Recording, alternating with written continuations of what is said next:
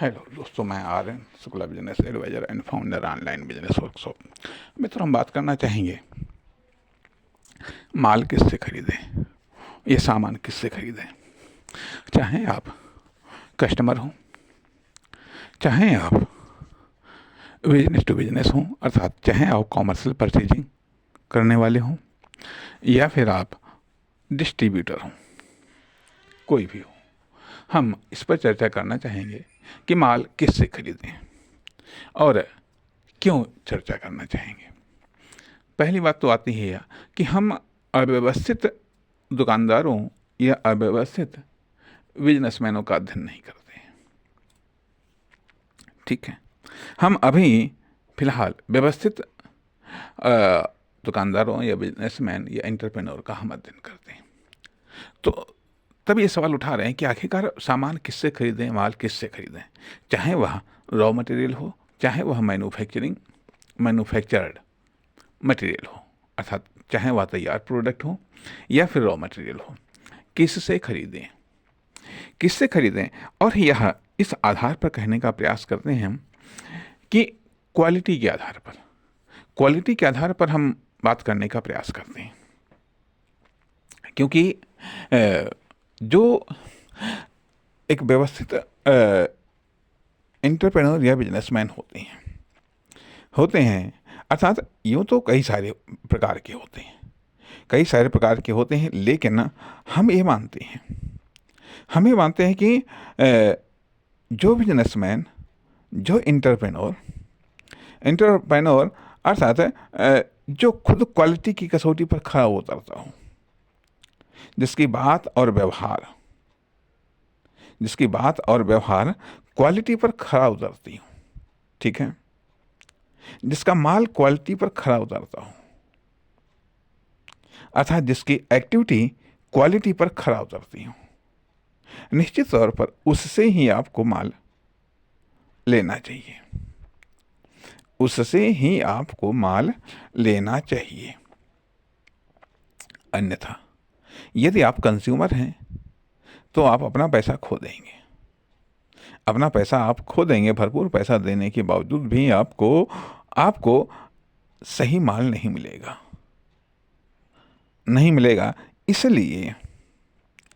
इसलिए क्वालिटी को तरजीह दीजिएगा, न कि अपनी चालाकी में कभी कभार हो सकता है आप चालाकी कर ले जाएं और आपको क्वालिटी मिल जाए, सस्ते में आपको क्वालिटी मिल जाए। लेकिन यदि आप चाहते हैं कि कम से कम आपको धोखा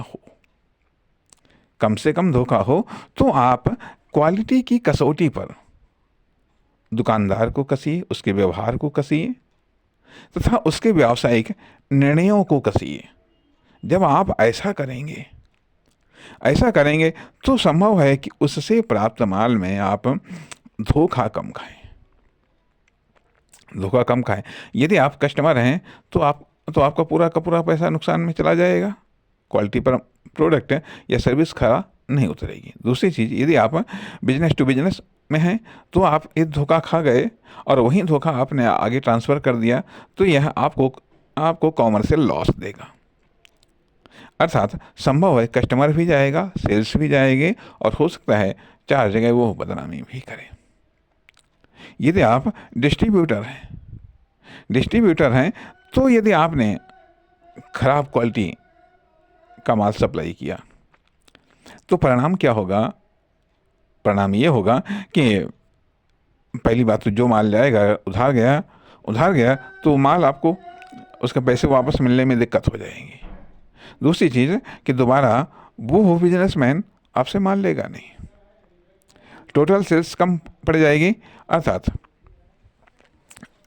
टोटल इनकम आपकी कम पड़ जाएगी। इसलिए अब जब इस दौर में एक लेवल पर या एक दायरे में ये आपाधापी मची हुई है कि जैसे तैसे माल बेचो, जैसे तैसे हाईएस्ट मुनाफा कमाओ, प्रॉफिट कमाओ, अर्थात शॉर्टकट की होड़ सी लगी पड़ी है। ऐसी परिस्थितियों में एक व्यावसायिक विवेक की आवश्यकता है। यदि आप एक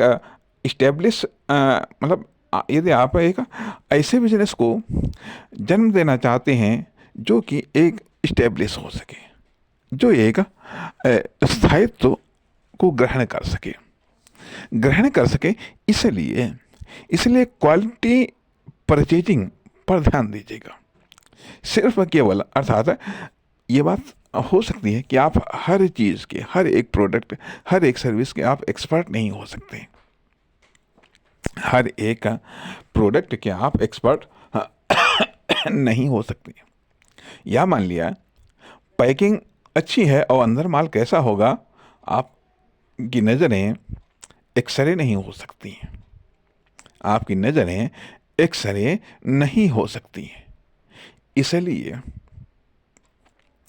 इसलिए क्वालिटी को लेकर के सावधानी जरूरी है। सावधानी हटी, दुर्घटना घटी। क्वालिटी को लेकर के सावधानी हटी, दुर्घटना घटी। अर्थात और क्या होता है कि अक्सर करके जब आप किसी माल की क्वालिटी को आप चेक करेंगे, गड़बड़ करने वाला दुकानदार नाराज हो जाएगा। गड़बड़ करने वाला दुकानदार या सप्लायर या मैन्युफैक्चरर नाराज हो जाएगा। वो यही कहेगा कि विश्वास नहीं है, मतलब कुछ ना कुछ ऊटपटांग बात करेगा। इसलिए समझ जाइएगा कहीं ना कहीं माल गड़बड़ है।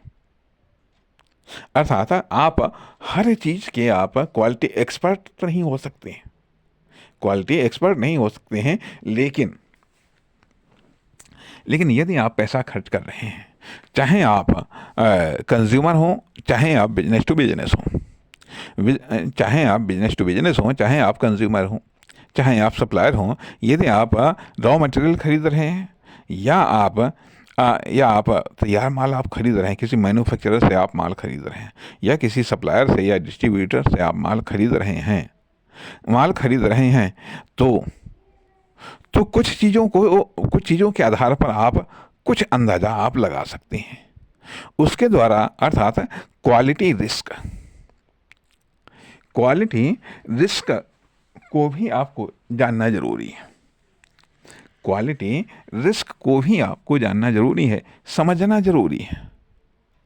समझना जरूरी है, वरना नुकसान तो उठाओगे, हो सकता है कि बर्बाद भी जाओ।